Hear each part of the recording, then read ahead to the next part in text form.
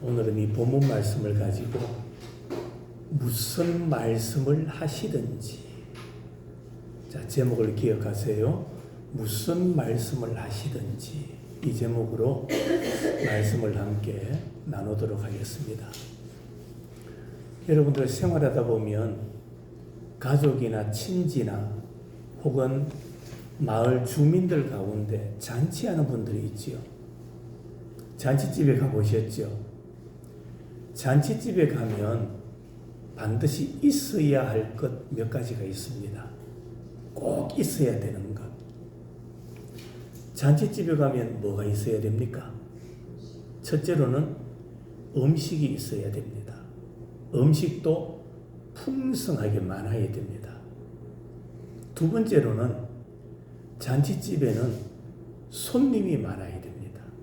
손님이 가득 채워야 됩니다. 세 번째로는 잔치집에는 흥겨움, 즐거움이 있어야 됩니다. 기쁨이 있어야 되죠. 한 번은 제가 글을 읽는데 어떤 젊은 청년이 올린 글입니다. 직장을 다니는데 직장 선배가 결혼을 하게 되었답니다. 자기는 직장 초년병인데 호텔에서 결혼식을 한다고 해서 무려 부주를 20만 원이나 넣어서 결혼식에 참석했대요. 부주계에 부조금을 딱 내니까 부조금을 받는 사람이 오늘 점심이 없습니다 이러더랍니다. 오늘 식사가 없습니다. 그러면서 선물을 하나 주는데 뭘 주느냐? 10,000원짜리 와인 한 병을 주더래요. 결혼식에 참석하고 직장 초년병인데 무려 부조금을 20만 원이나 했는데 밥을 못 먹고 오니까 마음이 섭섭하더라는 겁니다. 그래서 묻는 거예요. 결혼식에 밥을 안 주는 경우도 있습니까? 여러분 어떻습니까? 잔치집에는 뭐가 있어야 된다고요? 음식이 있어야 돼요. 손님은 많은데 음식이 모자란다든지, 음식은 풍성하게 만들어 놨는데 손님이 오지를 않는다든지, 혹은 음식도 많고 또 축하객 손님들도 하객들도 많이 왔는데 앉아서 식사하는 장면이 마치 전쟁터의 패잔병처럼 앉아서 식사를 한다면 그 결혼에 무슨 기쁨과 즐거움이 있겠습니까? 오늘 우리가 읽었던 본문에도 그와 비슷한 이야기가 나옵니다. 갈릴리 가나 지방 어느 집에서 있었던 결혼식 잔치. 손님에 비해서 뭐가 부족했느냐? 음식이 많이 부족했던 것 같습니다. 그래서 오늘 3절 말씀에 보면 두 번이나 포도주가 떨어진지라, 포도주가 없다, 그렇게 반복해서 말하고 있습니다. 가나 혼인 잔치집, 이 집도 처음부터 음식이 모자라거나 부족하지는 않았을 겁니다. 처음에는 포도주도 음식도 풍성한 잔치로 시작했을 겁니다. 그런데 잔치가 계속됩니다. 우리는 잔치를 해도 당일에 끝나버립니다. 그러나 이 유대인들은 잔치가 며칠씩 이어지는 거예요. 그래서 오늘 요한복음 2장을 시작하면서 셋째 날에 사흘째라 그렇게 말하죠. 잔치가 계속되면서 사흘째가 되다 보니까 음식도 모자라고 포도주도 모자라게 되었던 겁니다. 우리는 이 사건을 보면서 오늘 우리가 사는 시대의 한 단면을 보게 됩니다. 인간의 삶을 한번 생각해 보세요. 시작도 잔치로 하고 인간의 마무리도 잔치로 합니다. 사람의 시작은 백일잔치, 돌잔치 이렇게 시작하지요. 그런데 인생의 마무리는 어떻게 합니까? 장례식으로 끝마치게 됩니다. 대부분의 유대인들은 이 포도주를 여러 가지 용도로 사용했어요. 약용으로 사용하기도 하고, 음료로 사용하기도 하고, 제물에 쓰기도 하고, 예배용으로 사용하기도 했습니다. 그런데 잔치집에 포도주가 떨어졌다. 이건 뭘 의미하느냐 하면은 꼭 있어야 할 것이 없다라는 겁니다. 꼭 있어야 할 것의 결핍, 꼭 있어야 할 것의 상실, 품절, 그것을 우리에게 말해주고 있는 겁니다. 이런 모습을 보면 오늘 우리가 사는 시대와 똑같습니다. 우리 시대를 한번 볼까요? 사람이 좋다고 웃습니다. 그런데 문제는 뭐냐? 웃음 속에 참 기쁨과 참 만족이 없습니다. 그래서 그런 웃음을 선웃음이라 그러죠. 기쁨이 없는 웃음, 만족이 없는 웃음을 짓고 있는 것이 오늘 우리 시대의 모습이라는 겁니다. 모두가 욕구 불만으로 지쳐 긴장해 있는 시대. 양심도 무디어져 있고 도덕심도 땅에 떨어지고 윤리성까지도 바닥나버린 시대가 오늘 우리가 사는 이 시대의 모습이지 않습니까? 마치 구약의 호세아 선지자의 시대처럼 진실도 인애도 사랑도 공의도 다 메말라버린 시대. 그것이 오늘 우리가 사는 이 시대의 모습이라 그렇게 보여지고 있습니다. 우리는 이러한 시대에 어떻게 하면은 새로운 출구를 찾고 어떻게 하면 메말라버린 이 시대를 해결해 갈 수 있을까? 어떻게 하면 회복할 수 있을까를 오늘 본문을 통해서 발견할 수가 있습니다. 해답을 찾을 수가 있어요. 그 첫째로는 어떻게 하면 메말라버린 내 마음을 회복시킬 수 있을까? 땅에 떨어져 버린 윤리성과 도덕성을 어떻게 하면 회복할 수 있느냐? 그 첫 번째 주는 교훈이 뭐냐 하면 철저히 떨어져 봐야 돼요. 철저하게 비워져 봐야 자신의 존재를 깨닫게 된다라는 겁니다. 가나 혼인 잔치집에는 음식이 모자라다가 결국에는 다 떨어지는 과정을 하나하나 거치게 되는 거예요. 만일 포도주가 다 떨어진 것이 아니라 조금 남아 있었다면, 일부 남아 있었다면 그날 그 집에 모인 사람들은 주님이 만드신 포도주를 맛보지 못했을 겁니다. 포도주가 완전히 떨어졌기 때문에, 완전히 바닥나버렸기 때문에 새 포도주가 만들어졌고, 예수님이 만드시는 그 새 포도주를 사람들은 맛볼 수가 있었다라는 말입니다. 오늘 우리도 마찬가지예요. 하나님의 은혜를 맛보고 하나님의 사랑을 체험하며 살기를 원합니까? 그렇다면 내 마음이 철저하게 비워져야 돼요. 깨끗하게 비워져야 돼요.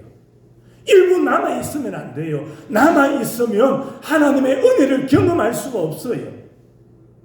철저하게 깨어지고 철저하게 비워져야 그때에야 하나님의 은혜, 자비의 손길이 우리에게 임하는 겁니다.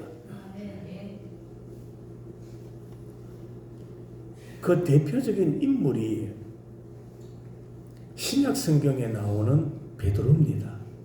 베드로가 갈릴리 바다에서 고기를 잡다가 잡았습니까? 못 잡았습니까? 못 잡았죠. 그때 베드로를 찾아오신 이가 누굽니까? 예수님이죠. 예수님이 베드로를 찾아오셨습니다. 그때 베드로가 하는 말을 여러분들 기억하십니까? 주여, 나를 떠나소서. 나는 무엇입니다? 죄인이로소이다. 한번 생각해 보십시다. 날이 새면 바다에 나가서 고기 잡고, 밤이 되면, 저녁이 되면은 가족들과 함께 평범한 삶을 누리며 살아가던 베드로, 그에게 무슨 죄가 그리 많았겠습니까? 역적 모의를 했겠습니까? 아니면 부정축제로 재산을 모았겠습니까? 그럼에도 불구하고 베드로는 예수님 앞에서 자신을 완전히 100% 주님, 나는 무엇입니다? 죄인입니다. 철저하게 자신을 낮추는 거예요. 철저하게 예수님 앞에 자신을 비우는 거예요. 주님, 나는 죄인일 뿐입니다.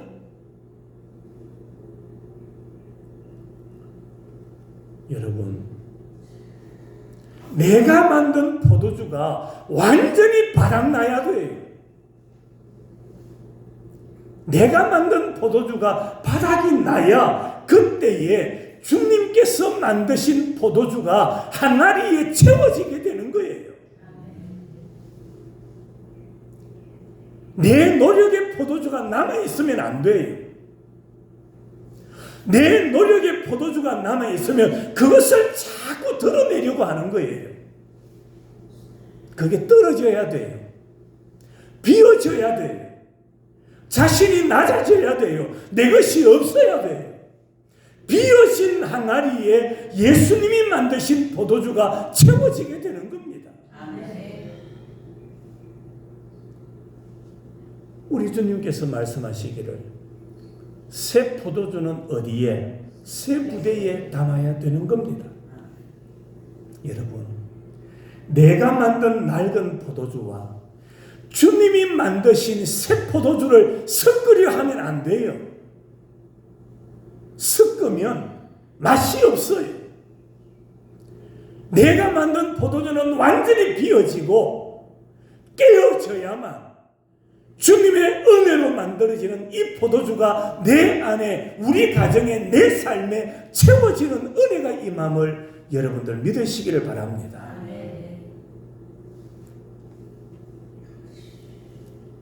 두 번째로는 무슨 말씀을 하시든지 그대로 하라는 겁니다. 무슨 말씀을 하시든지 그대로 하라. 오늘 5절입니다. 그의 어머니가 하인들에게 이르되 너희에게 무슨 말씀을 하시든지 그대로 하라 하니라. 자, 이제 들어 보십시다. 잔치집에 포도주가 떨어진 것을 누가 먼저 알았습니까? 마리아가 알았죠. 맞죠? 마리아가 먼저 알았습니다. 포도주가 떨어진 것을 알았던 마리아는 포도주가 떨어졌음을 제일 먼저 누구에게 말합니까? 예수님께 말합니다. 이 잔치집에 포도주가 떨어졌다는 것을 예수님에게 제일 먼저 알렸습니다. 그리고 그 다음에 하인들에게 말하죠. 주께서 무슨 말씀을 하시든지 그대로 해라. 자, 보십시다. 중요한 것은 어떠한 사건을, 어떠한 문제를 주님이 알고 계시느냐 하는 겁니다. 어떠한 문제를, 여러분의 아픈 문제를, 괴로운 문제를 주님께 말씀드렸느냐? 주님께 아뢰었느냐? 내 문제를, 내 삶을, 내 가정의 문제를 주님께 먼저 말씀드렸느냐? 그게 중요한 겁니다. 지금 내가 겪고 있는 이 일, 이 사건을 마리아처럼 주님께 먼저 말씀드려야 돼요. 여러분은 여러분의 힘든 문제나 아픔을 주님께 먼저 말씀드리기보다는 여러분 혼자 끌어안고 끙끙 앓고 있지 않습니까? 여러분의 문제를 사람에게 먼저 말하고 있지 않습니까? 그 문제를 주님이 해결해 주시기를 원한다면 여러분의 사건, 여러분의 문제, 여러분의 아픔을 마리아처럼 제일 먼저 누구에게? 주님께, 예수님께 말해야 돼요. 오늘 7절, 8절 말씀해 보니까 마리아가 예수님께 먼저 말씀드렸더니 예수님께서 돌 항아리 6개에다가 물을 가득 채워라. 그리고 그것을 떠다가 연회장에게 뭐하라? 갖다 주라. 그렇게 말씀합니다. 여러분들 한번 생각해 보십시다. 여러분들이 하인이었다면 돌 항아리 6에 물을 채우라? 뭐 그것까지는 괜찮아요. 그런데 포도주를 원하고 있는 연회장에게 항아리에 물을 갖다 부었다가 그걸 떠다가 준다는 것이 가능합니까? 불가능합니까? 가능하겠어요? 불가능해요. 하인들이 순종하기가 쉽지 않습니다. 그 이유가 몇 가지 있어요. 그 첫째로는 비상식적이었기 때문입니다. 여기 항아리 6개, 여러분 이 항아리는 당시 유대인들에게 무엇에 사용되는 항아리인지 아십니까? 외출하고 나올 때 손을 씻거나 혹은 식사하기 전에 손을 씻는 물을 담아두는 항아리입니다. 우리는 신발이 좋지요. 도로가 깨끗합니다. 그런데 당시에는 우리로 치면 슬리퍼 같은 것을 신고 다녔거든요. 흙길이지요. 외출하고 돌아오면 발이 어떻겠습니까? 먼지투성이겠지요. 그러니까 집에 들어가기 전에 항아리에 든 물을 떠다가 발을 씻는 데 사용하는 물을 담아두는 항아리였다라는 말입니다. 그런데 그 항아리에다가 물을 담았다가 그것을 떠다가 연회장에게 갖다 주라. 비상식적이잖아요. 어떻게 하인들이 그 말에 순종할 수 있었겠습니까? 두 번째로 예수님의 말씀에 순종한다는 것, 예수님의 말씀을 곰곰이 생각해 보면 비과학적입니다. 포도주 뭐로 담습니까? 잘 익은 포도로 담아야 됩니다. 당시에는 오늘날처럼 포도주를 담는 공장이 없었습니다. 각자 집에서 적당한 방법으로 담가서 포도주를 사용했습니다. 그러나 공통된 원리 한 가지는 포도주는 뭐로 담근다? 포도로 담근다라는 겁니다. 하인들이 눈을 부릅뜨고 주위를 살펴봅니다. 주위를 살펴보아도 포도주를 담글 만한 포도가 없었다라는 겁니다. 또 하나 생각해 보십시오. 잘 익은 포도로 포도주를 담근다고 생각합시다. 담궈 놓으면 여러분 금방 그걸 떠먹습니까? 아닙니다. 뭐 하도록 기다립니까? 발효되도록, 숙성되도록 긴 시간이 필요한 거예요. 과일주를 담는다거나 포도주를 담아놓고는 금방 사용하지 않습니다. 짧게는 몇 달, 어떨 때는 몇 년, 오래도록 발효되도록 기다리는 거예요. 그런데 그런데 하인들에게 항아리에 있는 물을 떠다가 연회장에게 갖다 주라. 하인들이 과연 순종하기가 쉬웠겠느냐는 겁니다. 세 번째로, 연회장에게 갖다 주라고 했지만은 하인들은 뭐 할 수가 없었을까요? 믿을 수가 없었을 거예요. 자, 성경을 다시 보십시다. 오늘 이 말씀이 우리에게 주는 교훈이 뭡니까? 무엇을 말씀하고자 하는 겁니까? 무슨 말씀을 하시든지 어떻게 하라? 그대로 하라는 교훈의 말씀입니다. 무슨 말씀을 하시든지 이치에 맞든 맞지 않든 상식적이든 비상식적이든 과학적이든 비과학적이든 주님의 말씀이라면 말씀하신 그대로 하라. 말씀대로 하라.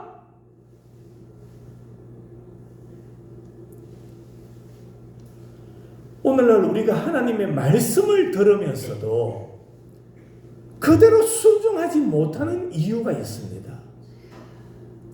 말씀이 없는 것이 아닙니다. 말씀이 선포되지 않는 게 아니에요. 말씀은 선포됩니다. 말씀을 듣지 않는 것이 아니라 말씀을 다 듣고 있어요. 들음에도 불구하고 오늘날 성도들이 순종하지 못하는 이유가 있어요. 그 첫째로 자신의 경험과 하나님의 능력을 동일시 여기고 있습니다. 나의 능력과 하나님의 능력을 동일시한다. 무슨 말입니까? 내가 실패한 일은 하나님도 실패하실 거다. 그러한 생각. 내가 못하니 하나님도 안 되실 거야. 내가 하기 싫은 것 하나님도 싫으실 거야.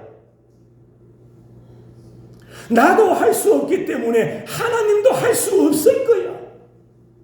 그런 생각, 그런 판단 때문에 우리가 순종을 하지 못하고 있다라는 말입니다. 또 하나는 사탄이 오늘 우리의 마음을 자꾸 장악하고 있기 때문입니다. 내 마음을 사탄에게 내어주고 있기 때문에 순종하지 못하고 있다라는 말입니다. 성경에 보면 주님의 말씀에 순종한 자들이 나오고 순종하지 않았던 자들이 나오지요. 하나님을 거역하거나 불순종한 자들은 전부가 하나님의 심판을 받습니다. 하나님의 말씀을 외면하거나 하나님의 말씀을 무시하거나 이런 자들이 다 불순종하는 거예요. 그러나 반대로 가나 혼인잔치집을 보세요. 포도주의 기적이 일어났던 이유가 뭡니까? 단 하나입니다. 무슨 말씀을 하시든지 그대로 했기 때문에 나타난 기적이었던 겁니다. 말씀하시는 대로 그대로 순종하니 뭐가 나타나더라? 기적이 나타나더라. 물을 채우라 했을 때에 하인들은 물을 채웠어요. 떠다 주라 할 때에 하인들이 떠다 줬어요.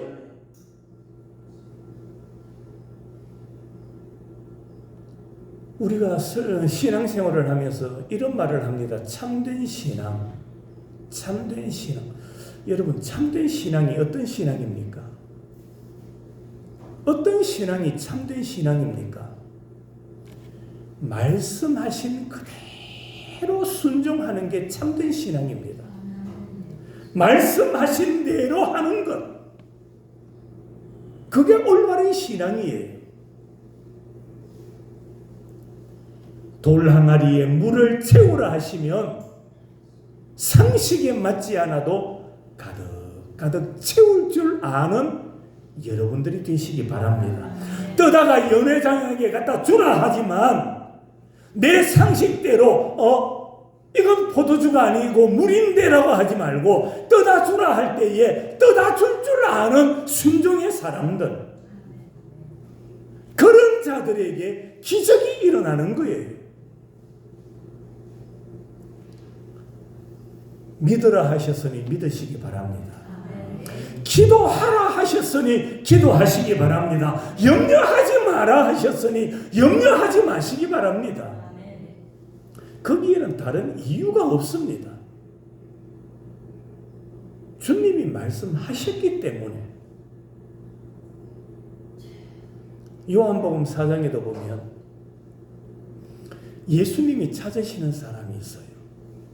예수님이 찾으시는 사람, 영과 진리로 예배하는 자를 뭐 하시느니라? 찾으시느니라. 그러면 우리는 마음과 뜻과 정성을 모아서 예배 드리면 하나님이 기뻐하시는 거예요.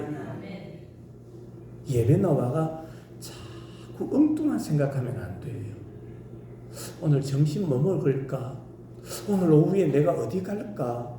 예배 드리면서 이번 주에 내가 뭐 해야 되지? 약쳐야 되지? 약속 있지? 누구 만남 가야지? 누가 나를 안 도와주나? 예배 드리면서 엉뚱한 생각하면 안 돼요.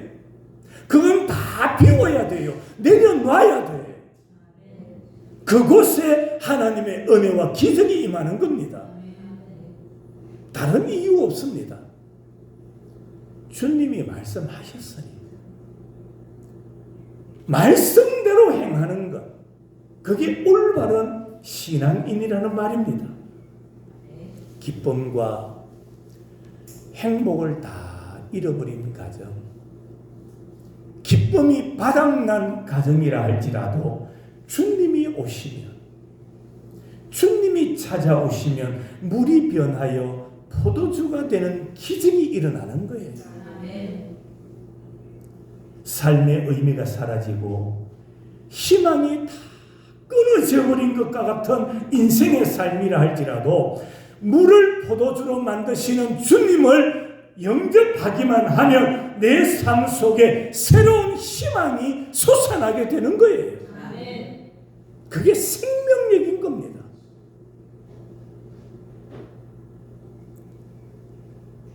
무슨 말씀을 하시든지 그대로 하라. 오늘 제가 여러분에게 전해드리는 이 내용을 한 30분쯤 하는 이 설교의 내용을 여러분은 다 기억 못 하실 거예요. 그러나 하나 기억해야 될 것이 있습니다. 무슨 말씀을 하시든지 그대로 하라. 오늘도 집에 돌아가시거든 이 제목을 되새기십시오. 무슨 말씀을 하시든지 그대로 하자. 무슨 말씀을 하시든지 그대로 순종하자. 여러분이 되새겨야 돼요. 내일을 시작하실 때, 아침에 눈을 뜨고 하루를 시작하실 때도 주님이 무슨 말씀을 하시든지 그대로 하자. 여러분에게 자꾸 각인을 시켜야 돼요. 여러분 안에 되새기고 여러분의 마음판에 새겨야 돼요. 무슨 말씀을 하시든지 그대로 하자. 무슨 말씀을 하시든지 그대로 하기는 쉽지 않아요. 어떨 때는 내 안에서 반항심이 올라오기도 하고 거역의 마음이 올라오기도 하고 불신의 마음이 자리 잡기도 해요. 그럴 때일수록 우리는 말씀하시는 대로 해야 돼요. 그래야 열매가 있고 복이 임하는 거예요. 말씀하시는 대로 해야 그곳에 기적이 일어나는 거예요. 무슨 말씀을 하시든지 그대로 하라. 자꾸 되새기십시오. 한 주간 사시면서 눈을 뜨거든 주님이 무슨 말씀을 하시든지 그대로 순종하자. 그대로 순종하자. 생활에 어려움이 있어도 순종하기 불편함이 있어도, 주님의 말씀에 순종하기가 껄끄러워도, 그래도 말씀하시는 대로 해보는 거예요. 해보는 거예요. 말씀을 읽으라 했으니 또 읽어보는 거예요. 예? 읽어보는 거예요. 기도해라 했으니 어떤 기도하고 새로운 어떤 큰 변화가 나타나지 않아도 또 기도해보는 거예요. 왜? 기도하라 하셨으니 그냥 해보는 거예요. 하는 거예요. 예. 말씀하시는 대로 하라. 주님의 말씀을 마음속에 되새기고 무슨 말씀을 하시든지 그대로 해보는 여러분이 되십시오. 네. 여러분의 생각도 다 있어요. 맞죠? 여러분의 계획도 다 있어요. 삶의 방식이 여러분들마다 다 있어요. 예? 다 있다니까요. 그래도 여러분의 방식이 있다 할지라도 주님이 말씀하신 대로 해보는 거예요. 내 방식을 앞세우는 것이 아니라, 내 계획을 앞세우는 것이 아니라 주님이 말씀하셨으니 그 말씀대로 따라보는 거예요. 예. 무슨 말씀을 하시든지 그대로 하라. 이 말씀을 여러분의 마음에 잘 새기시면 좋겠습니다. 눈을 감기 전에도 무슨 말씀을 하시든지 그대로 하라. 밥을 먹으면서도 무슨 말씀을 하시든지 그대로 하라. 일터에서 일하면서도 무슨 말씀을 하시든지, 가정에 머물면서도 무슨 말씀을 하시든지 그대로 하라. 세상은 그대로 하는 것을 원하지 않아요. 세상은 주님의 말씀대로 하는 것을 원하지 않아요. 사람의 계획, 사람의 방법을 따라 일하기를 원해요. 그러나 그렇지 않습니다. 여러분, 가장 귀하고 소중한 것은 다 위에서 내려오는 거예요. 예. 다 소중한 것은 위에서 다 내려줘요. 이제 여름이 가까워지니까 많이 덥죠. 햇볕이 따갑죠. 덥다 그럽니다. 그런데 여러분, 구름이 해를 이틀만 가리면 그때부터 사람들이 뭐라고 하는지 아십니까? 아이고, 제발 해 좀 떴으면 좋겠다 합니다. 해가 없어 보세요. 사람도 생물, 생명체도 살 수 있습니까? 없습니까? 없습니다. 제가 아침마다 운동하는 이 코스가 있어요. 이 천을 쭉 따라서 조깅 코스를 만들어 놨는데 계속 이 가물다 보니까 물이 흘러야 할 곳에 잡초들이 엄청나게 우거져 있어요. 그런데 어느 한 지역에 가면 풀 한 폭이 없어요. 바닥에 잡초 하나 없어요. 그곳이 어딘지 아십니까? 다리 밑입니다. 큰 다리가 있는데 그 다리 밑은 뭐가 들어오지 않습니까? 빛이 들어오지를 않아요. 잡초가 없어요. 풀 한 폭이 없더라고요. 여러분, 햇빛이 없으면 살 수 없는 게 생물체입니다. 햇빛은 위에서 내려주시는 거예요. 여러분, 호흡을 참고 얼마나 견딜 수 있을 것 같습니까? 5분을 견딜 수 있나요? 없을걸요. 훈련되지 않으면 2분 참기도 어려울 겁니다.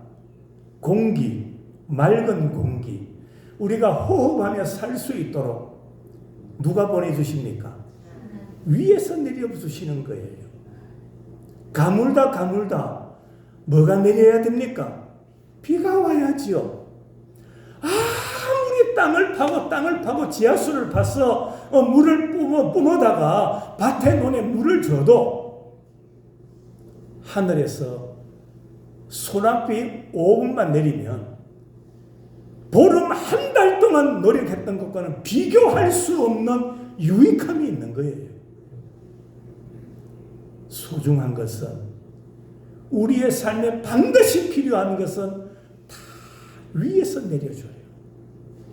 은혜도 위에서, 축복도 위에서 주님이 주시는 겁니다. 그렇다면 우리는 어떻게 살아야 됩니까? 무슨 말씀을 하시든지 그대로 해야 돼요. 아시겠죠? 무슨 말씀을 하시든지 그대로 하라. 이 말씀을 여러분이 되새기고 되새기다가 가나 혼인잔치에 주님의 말씀에 순종함으로 기적이 일어났던 것처럼 여러분도 무슨 말씀을 하시든지 그대로 행함으로 하나님의 은혜가, 하나님의 놀라운 축복과 기적이 우리 교회 여러분에게 임하기를 주님의 이름으로 축원합니다.